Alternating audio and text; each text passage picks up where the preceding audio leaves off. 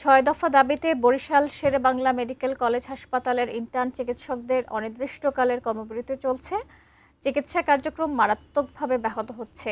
এ বিষয়ে হাসপাতাল থেকে সবশেষ অবস্থা জানাতে যুক্ত হচ্ছেন প্রতিনিধি মোহাম্মদ হুমায়ুন কবির।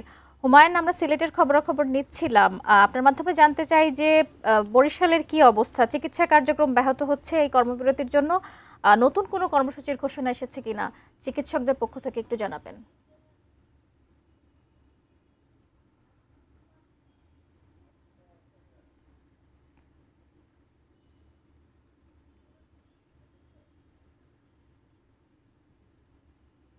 তবে আমি আপনাকে দেখানোর চেষ্টা করছি যে আমি শেরেবাংলা মেডিকেল হাসপাতালের শিশু বহির্বিভাগ এখানে আছে। এখানে সামনেই যে রুগীরা আসছে এখান থেকে টিকিট সংগ্রহ করে চিকিৎসার জন্য তারা বিভিন্ন ওয়ার্ডে যাচ্ছে। আপনি দেখতে পাচ্ছেন যে প্রচুর পরিমাণ রুগীর ভিড়, কিন্তু রুগীরা তারা সুচিকিৎসা পাবে কিনা, কারণ আমি অনেক রুগীর সাথে কথা বলেছি, তা বলেছেন যে বিভিন্ন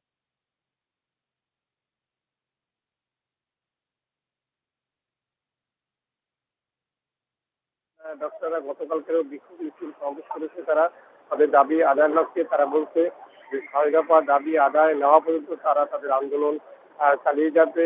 আর এদিকে রোগীরা যে সেবা থেকে বঞ্চিত হচ্ছে, তারা চরম দুর্ভোগের শিকার হচ্ছে। তারা বেশিরভাগই তারা সুবিধা পাচ্ছে না।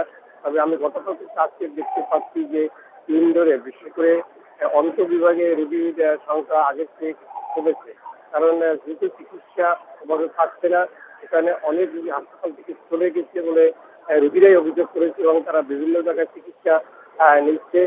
বহির্বিভাগে আমরা আজকেরও দেখতে পাচ্ছি যে প্রচুর রোগীর ভিড়, তারা বহির্বিভাগে চিকিৎসা নিচ্ছে, কারণ বহির্বিভাগে যে ডাক্তাররা রয়েছে তারা তাদের দায়িত্ব পালন করছে। যদিও তারা সেভাবে যে সকাল ৯টা আসার কথা থাকলে ৯টায় তারা আসছে না, তারা দেরিতে আসছে।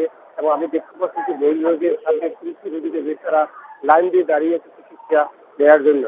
এই ছিল আমার কাছে বরিশালে যে ইন্টার্ন ডাক্তারদের যে কর্মবিরতি তার সর্বশেষ।